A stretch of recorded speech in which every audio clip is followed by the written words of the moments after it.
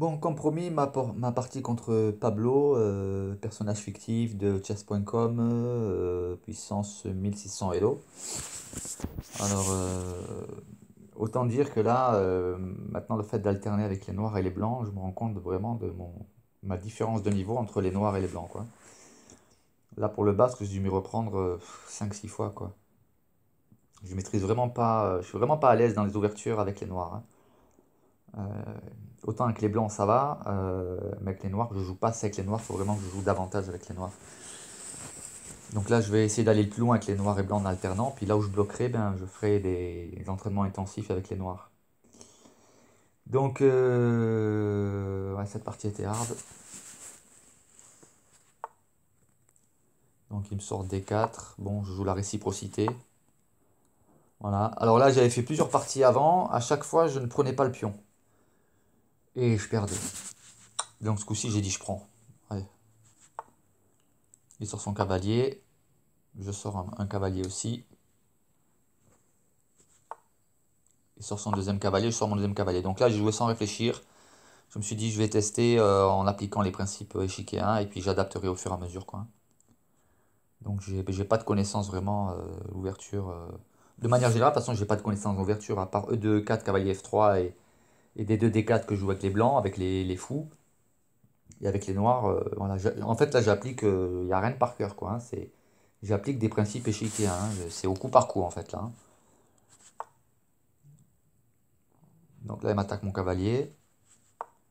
Bah, bon, c'est pas un bon coup. Je perds un temps. Donc à mon avis, il doit y avoir d'autres possibilités. Il faudra que je regarde l'analyse. Mais voilà, c'est pas un super coup, quoi. À partir du moment où on doit reculer une pièce qu'on a sortie, c'est qu'on perd un temps. Donc c'est pas bon, quoi. Là, lui descend son deuxième pion. Donc là, l'avantage, nettement, il est pour lui, quoi. Il a deux cavaliers développés, deux pions au centre. Moi, j'ai un cavalier qui a été obligé de retourner dans la caserne. J'ai un seul cavalier développé. Et encore, il est fragile, quoi. Donc là, je décide de passer un peu à l'offensive. Bon, tu m'as fait rentrer mon cavalier, là je sors mon fou. Voilà. Là, voilà, il me pousse à la décision. Bah là, voilà, je me casse pas la tête, je prends. Voilà. Alors certes, je lui ouvre une colonne semi-ouverte sur mon futur roc, mais voilà, c'est ce que j'ai décidé. Là, pareil, hein, je veux qu'il prenne et puis échange des dames. Mais il prend d'abord mon pion. Ok. Bah alors moi je prends son pion. Il recule. Alors ce coup-ci, je décide de lui clouer son autre cavalier. Il rock. Je prends. Boum. Voilà. Alors là, j'ai pris, c'est pas seulement pour échanger, c'est parce que je me suis dit, il aura un pion isolé sur la colonne C. Donc je me dis, plus tard dans la partie, ça sera une faiblesse exploitée. Alors en plus, il a fait le petit roc, ce qui fait que ce qui aurait pu être un avantage pour lui devient aussi une faiblesse. Donc il a plus de pions devant son roi, quoi. Et il a des pions doublés sur la colonne F et un pion isolé sur la colonne C. Donc je me dis, euh, je pense avoir un avantage positionnel. Voilà, là je décide de soutenir mon pion au centre. Parce que prendre son pion en E4 lui permettrait de rééquilibrer un peu son centre avec son pion en F2 qui pourrait venir en F3 en soutien. Donc je préfère soutenir mon pion. Alors lui, il décide de descendre, il attaque mon cavalier, ok. Bon, voilà. Moi, je joue un coup qui me paraît logique. Il vient avec sa dame, ok. Moi, je décide de roquer, voilà, premièrement. Il attaque mon pion, je prends, voilà. Il prend pas tout de suite le pion, il arme sa dame, ok. Moi, je mets mon cavalier. Il prendra pas mon cavalier avec sa dame, hein. Je reprends la dame avec le pion, sinon. Par contre, je lui fais une attaque à la découverte sur sa dame, avec la mienne. Donc, je me dis, j'ai un avantage positionnel. Euh, je me dis, j'ai deux pions de plus. Bon, Voilà. Donc moi, boum, j'y vais, hein. Là, j'échange. Alors, si les deux fous, c'est fort, je pense qu'en se débrouillant bien avec deux cavaliers, même si ça paraît inférieur, je pense qu'il y a des choses à faire. Donc là, mes deux cavaliers sont soutenus par des pions. J'ai mes deux tours qui sont liés. Voilà. Mes pions sont protégés. Je me dis c'est jouable. Ok. Là, je me dis, ben, je passe à l'offensive. J'applique un principe échiquéen, colonne au centre, tour au centre. Voilà. Il me prend le cavalier. Ok, je prends d'abord la tour. Et ensuite, je prends le cavalier, le fou. Voilà. Là, maintenant, je décide de créer une chaîne. Alors, cette chaîne, il va falloir que je la transpose ensuite sur case noire pour que son fou des cases blanches ne puisse pas attaquer mes pions. Bon, je pense qu'il a mal joué. Je pense qu'il aurait dû descendre sa tour sur la septième rangée. Bah, moi, j'exploite hein, ce manque de décision de sa part. Je l'exploite. Voilà. Là, maintenant, il ne peut plus descendre sur la septième rangée. Par contre, moi, alors là, j'ai compris le truc. Hein. Euh, parce que moi, j'avais dans l'idée d'échanger les tours. Ramener ma tour en D1. Si je ramène ma tour en D1, ben, il me fait échec. Je suis obligé de prendre le pion et je perds ma tour. Donc, je prends d'abord le pion. Voilà. Lui, il a compris. Alors, du coup, je m'empare de la colonne. La colonne D. Et c'est moi qui deviens maître de la colonne. Là, avec sa tour ici où elle est placée, je vois pas ce qu'il peut faire. Éventuellement, un sacrifice de pion, il pourrait descendre son pion A2 sur A4 pour attaquer mon pion et déstabiliser enfin détruire ma structure de pion. Mais finalement, il ramène sa tour. Ok, boum. Allez, moi j'y vais. Et maintenant, je me dis ce que j'ai à faire maintenant, ben, c'est de mettre mes pions sur case noire pour être à l'abri des attaques du fou. Donc voilà, c'est ce que je vais faire. Voilà. Parce que là, on remarque hein, qu'il attaque tout de suite mon pion qui est en H7 sur case blanche. Je le mets sur case noire. Il n'a plus rien à craindre du fou.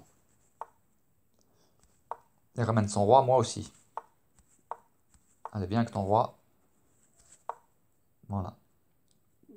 Donc je place mes pions sur case noire. Mon cavalier est protégé. Il protège H4 et F3. Les pions H4 et F3. Voilà. Ok. Je continue la montée. Échec.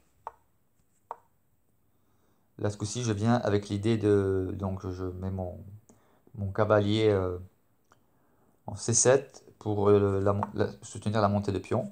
Voilà. Échec. Et là, je me dis que mon cavalier, il a une position stratégique forte. Il est inattaquable. Avant que le roi puisse venir l'attaquer, voilà. Moi, j'ai le temps de largement faire une promotion. Et avec son fou, il peut rien contre mon cavalier, quoi. Non. Par contre, moi, ce que j'aimerais bien là, maintenant, c'est un échange. Hein. Parce que là, maintenant, j'attaque son pion F4. Donc, moi, je l'invite à échanger. À ce qu'il prenne mon fou, mon cavalier avec son fou. Mais il veut pas. Il veut essayer de passer par l'autre côté avec son roi. Ok. Bah, moi, je te prends ton pion, mon gars. Là, ce qu'il veut faire maintenant, c'est venir attaquer mon pion en B5. Ok. Je ramène la défense. Donc mon cavalier, en étant ici, il est prêt à rebondir sur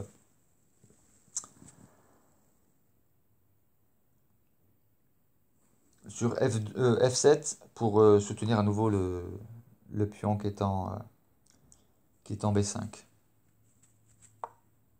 Et moi je me dis, bah vas-y, hop, on va viser la montée. J'en profite. Voilà, soutien des pions. Et je monte mon roi. Voilà. Maintenant, tu peux plus rien faire contre mon pion en B5. Voilà. Mon pion là est protégé. Ok. Et là, je décide de contourner. Voilà. Vas-y, prends mon pion. C'était prévu. Moi, je prévois une attaque de l'autre côté. J'ai deux pions. Et je vais me créer une autoroute. Voilà. Et là, je me dis que la partie est gagnante hein, à ce moment-là. Vas-y, tu peux prendre. Prends le pion. Il n'y a pas de souci. Moi, je monte de l'autre côté. Voilà. Et mes deux pions qui sont sur la colonne B, et la colonne C sont imprenables. Ah, c'est vrai, je me trompe des fois de. Tout à l'heure, j'ai pris la colonne C pour la colonne F. C'est vrai que quand on a les blancs, quand on a les noirs, il faut inverser. C'est pas un exercice toujours facile. Voilà. En tout cas, mes pions sur colonne B et C sont imprenables, hein, donc,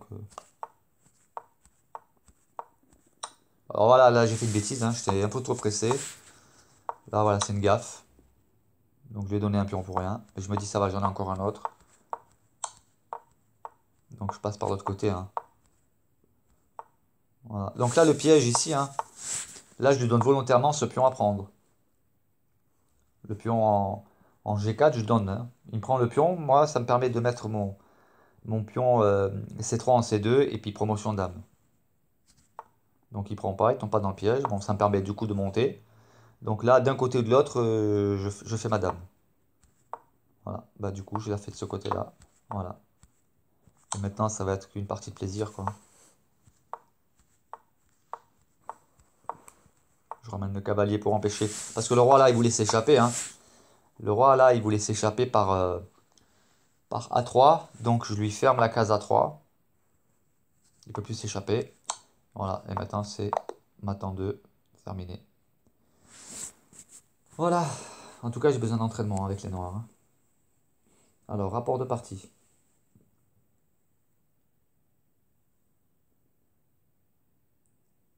En tout cas, j'ai expliqué tout mon raisonnement durant la partie. Voilà. Alors, ouais, ça va, 91, je suis au-dessus des 90, ça va. Alors, j'ai 45 meilleurs coups contre 36. J'ai 7 coups excellents contre 14. J'ai 13 bons coups contre 18. Enfin, j'ai 18 bons coups, il en a 13. J'ai 4 coups de théorie contre 4. Alors, par contre, j'ai 0 imprécision, il en a 5. J'ai 2 erreurs, il en a 2. Il a une gaffe et j'ai pas de gaffe et pas de gain manqué. Donc, ça va. Mais voilà, dans ma partie là, il n'y a rien d'appris par cœur, quoi, hein. C'était uniquement application de ce que je connais de la théorie des principes basiques aux échecs. Et voilà. Donc j'ai besoin encore de beaucoup d'entraînement. Bon, que ce soit avec le noir et avec les blancs, hein. Ouais, je suis davantage adepte de l'application de principes échiquiens que d'apprendre par cœur. Alors après, bien sûr, dans l'ouverture, on le voit avec les blancs, hein. Vu que je joue souvent toujours la même ouverture. D'ailleurs, ça sert à rien d'apprendre, enfin je trouve, hein, que ça sert à rien d'apprendre avec les blancs 36 ouvertures différentes. Vaut mieux en maîtriser une bien parfaitement et après, une fois qu'on la maîtrise bien, passer à d'autres ouvertures. Donc pour l'instant, moi je reste avec E4, cavalier F3, D4, voilà, côté blanc. Par contre, côté noir, il est important d'apprendre plusieurs ouvertures parce que la particularité quand on joue avec les noirs, c'est que bah, il faut avoir plusieurs ouvertures à disposition pour contrer les ouvertures des blancs, quoi. Donc il me semble que c'est déjà plus difficile. Mais voilà, c'est stimulant, je trouve, sur le plan cérébral. Voilà, j'espère que ça vous a plu.